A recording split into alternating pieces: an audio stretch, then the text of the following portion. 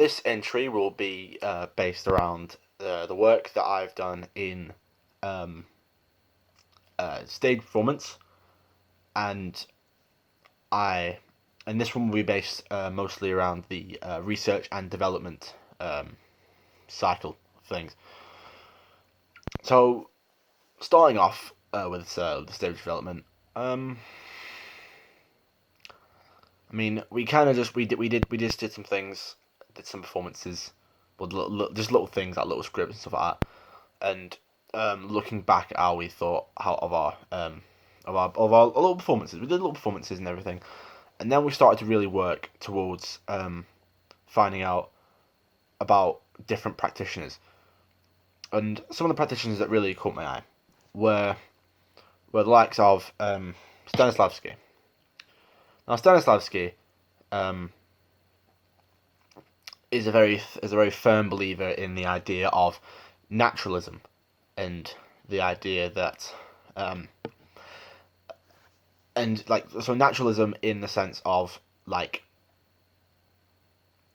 acting how we would as people to make it as relatable as possible towards like the audience watching. So it's not ridiculous and it makes for a good performance because of the fact that it's relatable and it's never it won't be too over the top because people will be able to relate to it, and if people can relate to it they can most likely enjoy it, um, or at least find some sort of comfort or find an emotion in it if they can relate to it.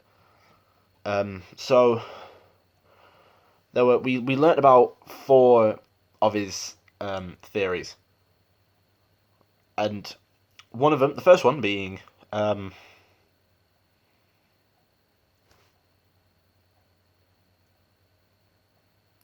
the seven questions. I'll quickly glance over these. I'm pretty sure I did them before in the other video, but so the seven questions being the likes of who am I, where am I, what time is it, um, what do I want, what am I going to do to get there, and the other things. Basically, the questions revolving around the character and thinking about the character and who they are, and being able to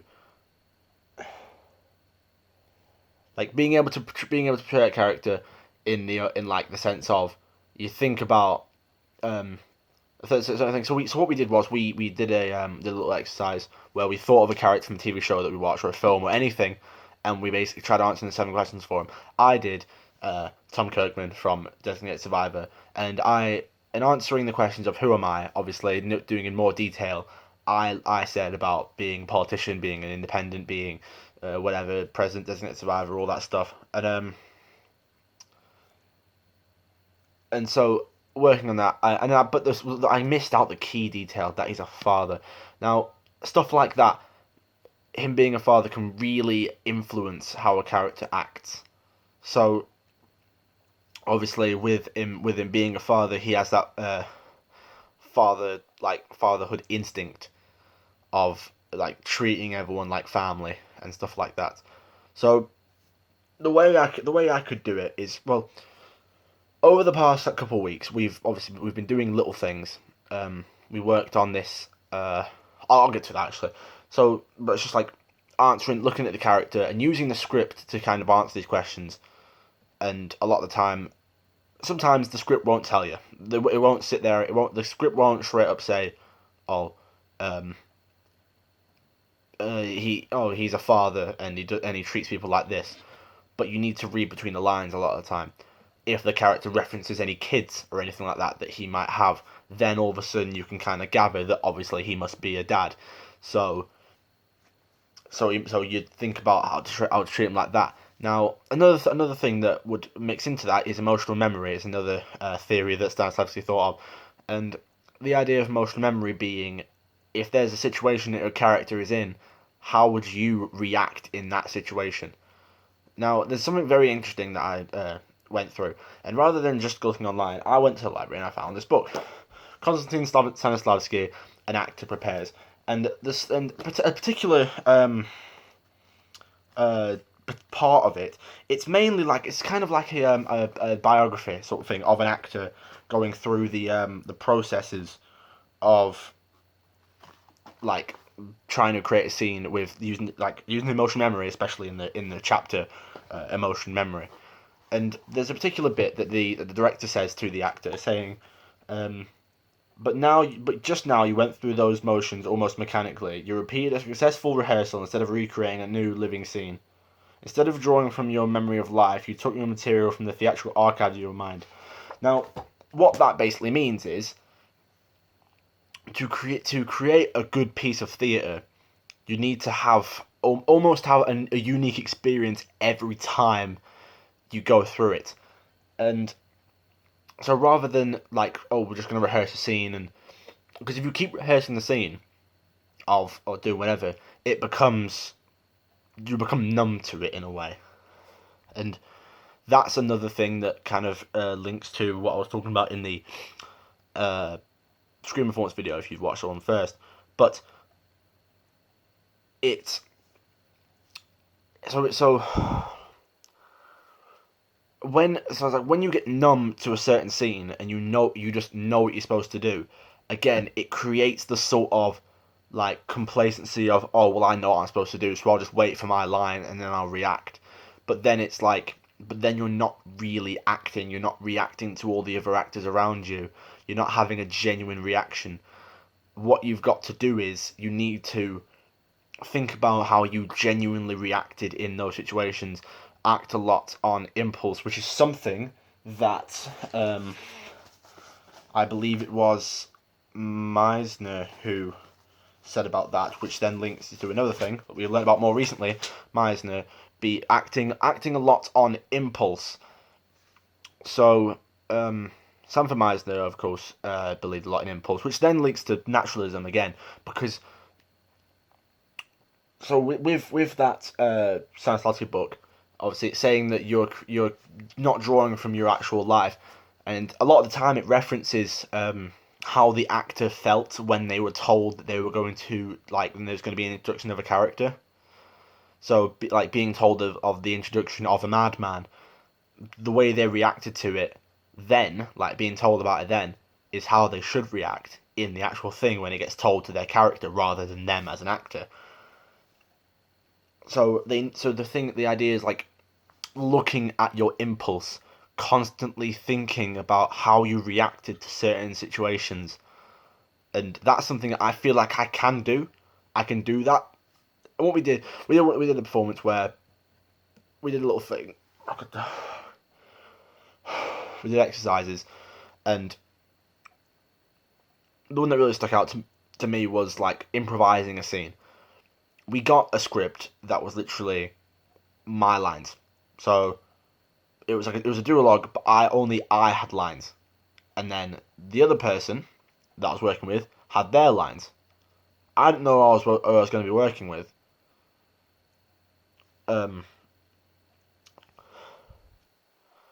So they had their lines, I had my lines, and we didn't have each other's lines. We didn't know who we'd be working with.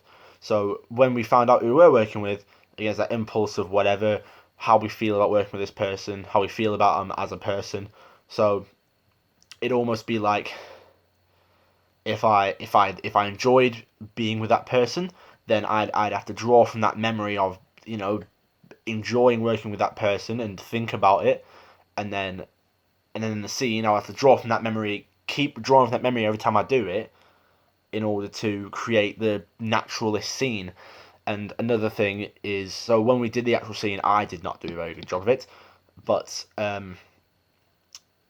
because I'm just not used to doing it. But the idea was that I'd say my lines, and then the character would say another like set of lines. Then I would have to I would have my initial reaction to, like I would be forced to react in like my own certain way. So if they said to me something that disgusted me and I was genuinely like disturbed by it, then all of a sudden I have to draw from that memory every time we do that scene about what made me disgusted by it.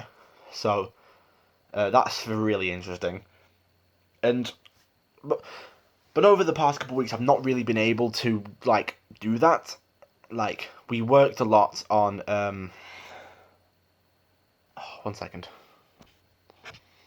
In one of the lessons, we focused on Chekhov and his theories, which is very interesting actually, because he has this idea of the three main archetypes being head characters, heart characters, and groin characters. Now, we only split into groups, and then we basically talked about it. We learned about it from the second years, and the groin characters are, they're very cocky in a way, very like a lot of the action is around the groin, so a lot of their hands would be down by the hips and stuff like that. If they're like walking around, they might have their hands in their pockets or something. If they're wearing a hoodie, they'd be like that. Um, so a lot of like laziness with walking. They wouldn't necessarily pick their feet, or they might drag their feet. They don't really walk particularly fast. Don't walk particularly slowly either. It's almost like they think that the world kind of waits for them, in a way. And then looking at the heart character, again is a lot more focused around the chest area, around the torso area. So it's like they might have their arms folded like this or stuff like that. Like a lot of the action is in the heart. They don't work for themselves, but they don't necessarily they work for everyone else. Like, it's almost like they care more about what everyone else has before they care about themselves. And then it brings me to the head characters being I guess the smartest in a way. Like, they lead with their head, not necessarily literally, but can almost be literally as well. They stand up straight a lot. They're very like they're very intelligent in the sense of, rather than working for just themselves or just for everyone else, they work for everybody. They work for what will get everybody the results that they need. And we did an extract from the play Bull. So was three characters, um, uh, Thomas, Tony, and Isabel, and I would play Thomas. And I felt that Thomas was a head character because of the fact that Thomas. Yeah, yeah. What's that? Yes, that was Thomas. Um, so Thomas is a head character in a sense of, um, he doesn't just work for himself. Like, the other two characters, Tony and Isabel, were more groin characters in a way. They Isabel especially, uh, she worked on it with the fact that she'd constantly have she'd sit like this sort of thing, like having a she kind of hip like would be a big part of her posture. So the very groin character, she worked for herself because she believes that Thomas is the missing link. So rather than trying to attack both of them, both Tony and Thomas, she kind of gets Tony to help her, and he does. He obliges perfectly because I'm assuming that he's also a groin character in a way, whereas Thomas is the only head character because of the fact that he um, he works for everybody. He's like he doesn't want to attack anybody, and he's just trying to get through with it. He's just trying to work for himself. He's just trying to get through with it, and kind of like, oh, the good luck kind of guy, the guy who'd say good luck and would just, he's not going to sabotage you because he doesn't want you to get a job. He doesn't want you to get a job. But so he's a head character, and it started off like that because I started off standing up, um, to have this like idea of to already show that he's a head character by standing up straight, chin up, uh, adjusting like his clothing and stuff like that, and then when Isabel starts to get into his head, he begins to go into like a moment of being a groin character. He doesn't become a groin character necessarily, so he doesn't really have that groin moment. But what I did kind of do is halfway, near the end of it, when they start asking Thomas about his personal life, I decided that it'd be a good idea to stand up to almost portray the fact that that he's a groin, like he's becoming like he's having a groin moment because of the fact that, whereas my head was still up and I was kind of looking away because I was trying to focus more on myself and not really trying my best not to rip their heads off. Um, I would kind of it was a bit more not necessarily slouched in a way, but it was kind of more fed up, and so it was like it was just kind of just trying to portray that sort of character in a way. And then when I sat back down again, I was slouched in my chair to again show the bit more of a groin, but not necessarily going full groin. It's just kind of having a moment of it because of the fact that Isabel and Tony are getting into his head and saying all this stuff to him. Now, I've not really had much to work on in terms of putting together the like putting in Stanislavski and Meisner and Chekhov into these things. Well, Chekhov especially, I have done, but I'm not really put in like the idea of like I'm not really putting the Stanislavski theories into this work that I did with Bull, because it was mainly an audition for a piece that we're going to be doing that is going to be cast tomorrow from the day of this filming, and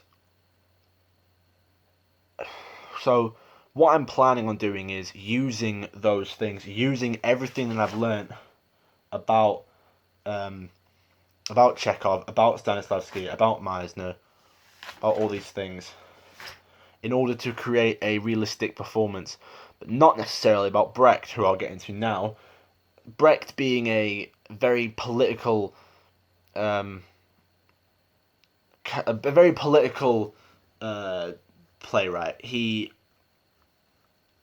often used his his plays to create like to push his ideology in a way. He believed in a certain thing, and because he was around in the time that the Nazis were around in Germany, he a lot of his stuff was against Hitler and stuff like that, and a lot of his stuff challenged you to think. You could not enjoy it because a lot of his stuff was it was really interruptive. It was whereas you'd sit back and sort of enjoy it and kind of go, oh okay, then yep, this is just another play. Oh, that person's died, it's probably gonna be sad.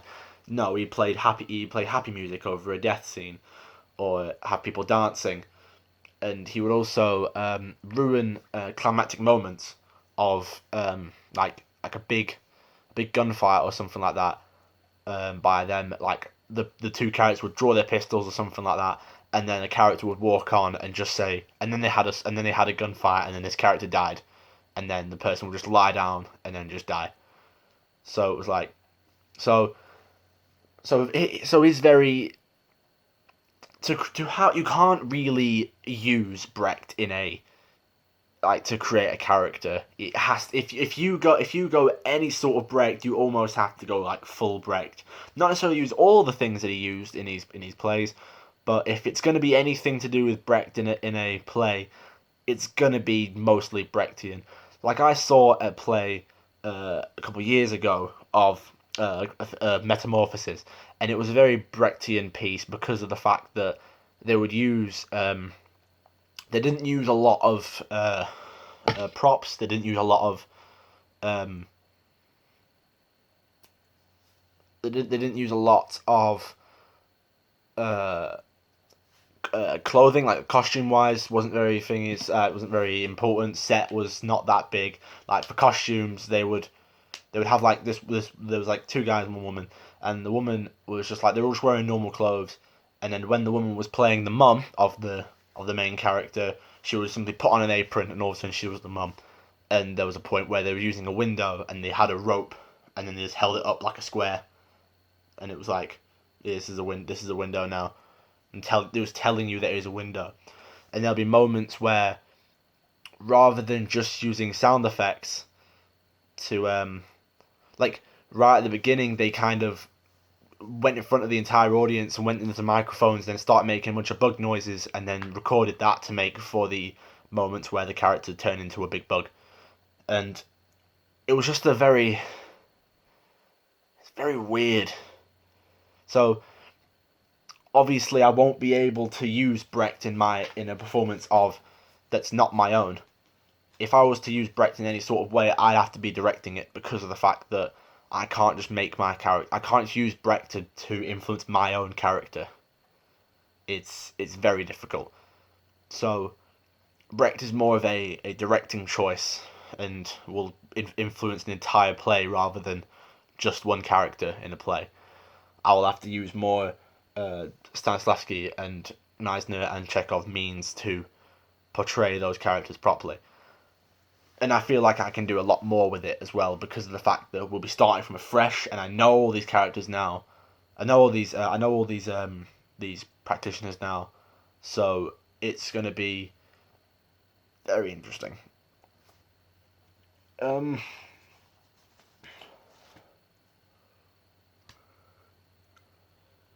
yeah.